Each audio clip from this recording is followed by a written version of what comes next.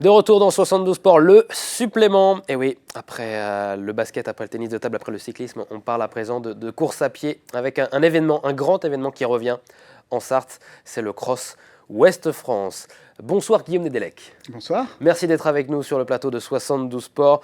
Vous êtes chef des sports, on vous reçoit souvent pour parler de basket ou encore de foot avec le Mans FC ou de sport automobile. Je sais que c'est l'une de vos grandes passions, le sport automobile, qui plus est au Mans.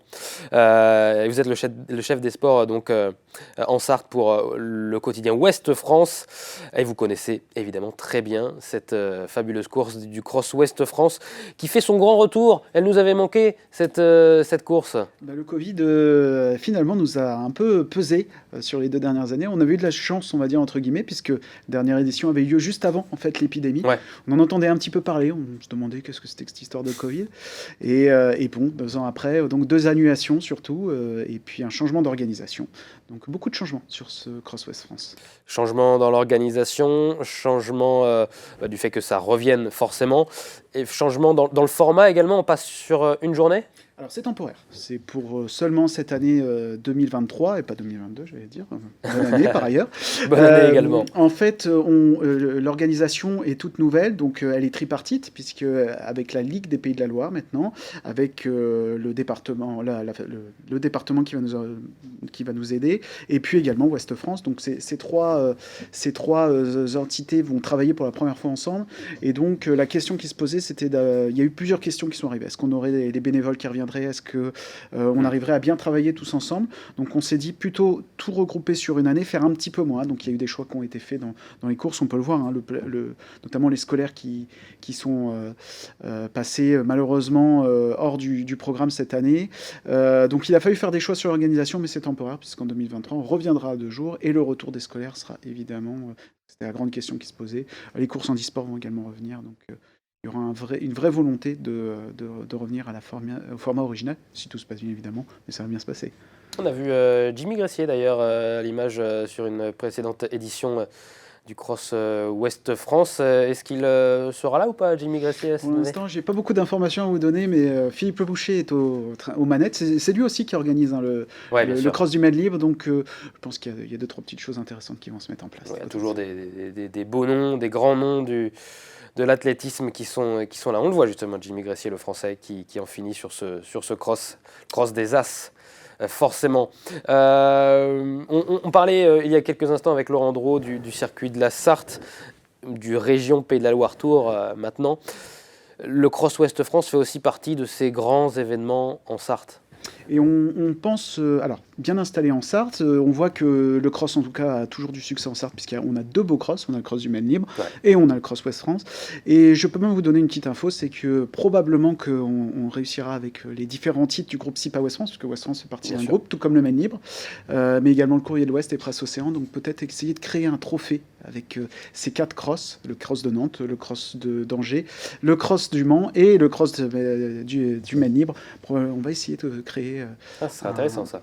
Un trophée de tous ces crosses en même temps. Avec un classement général, j'imagine. Voilà. C'est à réfléchir, il faut tenter les choses, comme je prendrai une parole de Philippe Le Boucher, il faut tenter. On a le droit de se tromper, mais on peut tenter les choses, et je pense que ça donnerait beaucoup d'importance à ces courses. On voit cette course-là, l'une des éditions précédentes également, au cœur de l'Arche de la Nature, du Bois de l'Épau. C'est un terrain de jeu exceptionnel pour faire un cross. Oui. Et puis là, en général, quand ça se court, c'est toujours dans des conditions un peu boueuses, un peu fraîches. C'est aussi un bel endroit pour recevoir beaucoup de monde, parce que on a beaucoup de monde qui vient sur le Cross Ouest France. Il y aura une volonté, en tout cas dès cette année, de mettre en avant les courses. Et donc, il y aura un écran géant qui diffusera la tête de course, ce qui permettra aux gens de suivre le suspense d'une course, notamment la course des As, qui est toujours un grand succès. Mais également de voir les classements directs, permettra aux gens de savoir quelle est leur performance à l'arrivée. Et ça aussi, c'était une volonté de l'organisation de rendre ça un peu plus visible. Ouais, c'est génial. Et comment va se faire la transmission d'images, enfin du moins le cadrage avec les premiers? Ça va être sur quoi? Sur une moto? Sur un quad, probablement, qui sera devant. C'est ce qui nous permet... c'est l'avantage aussi des Bois de l'Épau, c'est qu'il y a un peu d'espace. Ouais. Donc c'est un peu plus facile de mettre en place cela. Donc oui, il y a cette volonté de rendre la course plus visible, et il y aura sûrement des nouveautés qui vont arriver très prochainement, et peut-être même un petit changement de date à partir de 2024. Le petit changement de date, effectivement, c'est une volonté parce que le calendrier fait que c'est pas forcément facile d'avoir les grands athlètes sur ce Cross West Voilà, France. on est un petit peu. Alors, il y a 40 ans, on était en plein dans la saison de cross. Maintenant, la saison de cross s'est un peu avancée. Et donc, il faudrait, pour avoir en tout cas du beau monde, il faut peut-être un peu mieux le replacer un peu plus tôt dans la saison. Donc, il y a une volonté et on espère pouvoir y arriver en 2024. C'est de déplacer le Cross West France en décembre, juste avant Noël.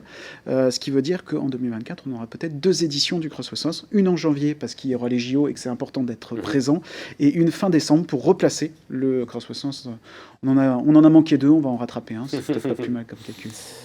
Évidemment, c'est pour notre plus grand plaisir. Plus il y a de Cross West France, mieux on se porte. Parlons du planning donc, pour la prochaine édition, le 22 janvier prochain, donc, avec la course As Dame qui sera à 14h30 pour plus de 5 km.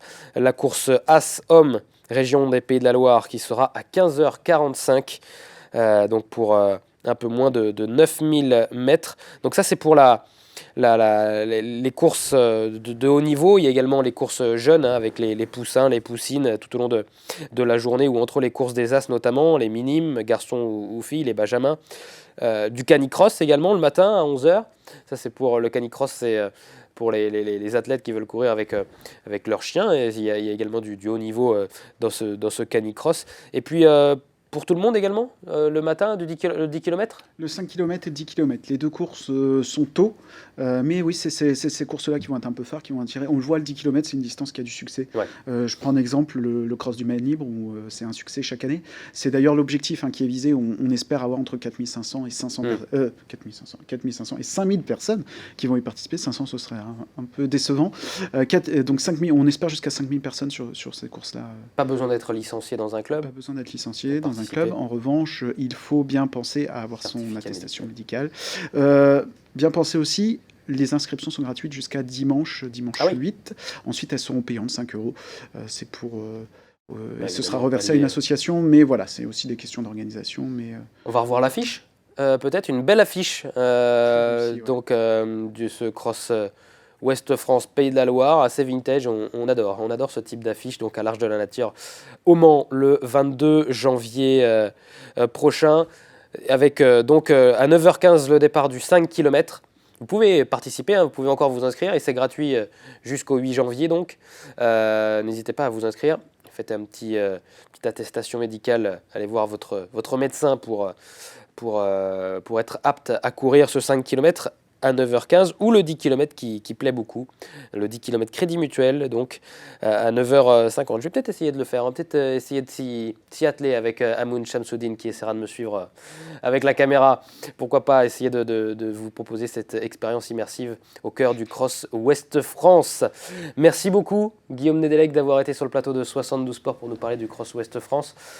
Qu'est-ce qu'on peut vous souhaiter pour 2023 avec ce cross ? Déjà une réussite du cross, une bonne organisation qui marche bien, et puis un retour à 2 jours dans un an. Eh bien, c'est tout le mal qu'on vous souhaite. Merci beaucoup Guillaume Nedelec. Quant à nous, on se retrouve la semaine prochaine pour un nouveau numéro de 72 Sport. Salut.